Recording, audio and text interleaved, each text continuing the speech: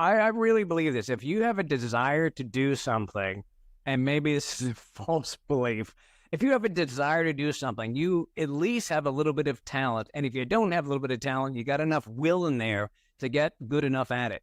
I'd seen people when they first started doing stand-up that you watch them and just go like, that person is awful. They have no talent whatsoever. But man, I remember one guy in particular, he just kept at it and kept at it and kept at it. And sure enough, man, after about a year or so, he's got something. And he had just, it's not fair to say, but I mean, he had maybe less immediate talent, right? He just had that little kernel that he had to build on, but he worked on it and worked on it and worked on it.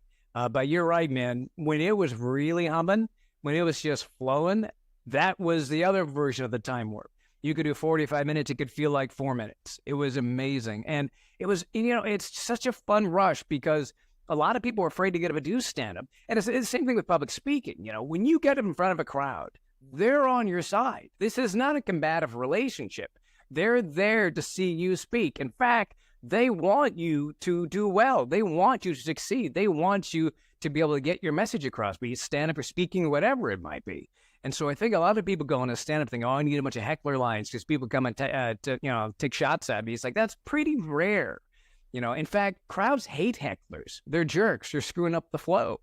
And so, so I really had an amazing time. By the end of it, I ended up getting a chance to work with some really amazing people. And it's some of those creative, some of the most screwed up people in the world are comedians.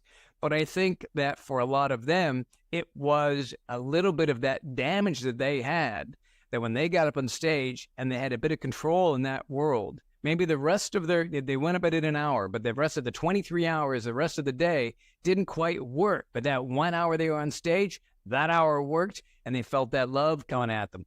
There's one woman I know who's actually doing very, very well these days. She got up anytime she could, anywhere she could. And I realized what it was is, like I said, there was just some damage there, some hole in the heart. And so she was filling it with the love from the crowd. And that seems maybe sort of tragic in some way, but it really made her good at her job because she needed that. She needed to go out and plead. She needed to go out and make those people laugh, and she got great at what she does. So I guess that's a bit of damage, like maybe my version in some way of narcolepsy, that little bit of damage, using it to your favor, and you can maybe sometimes turn that around. She's done it and I did it.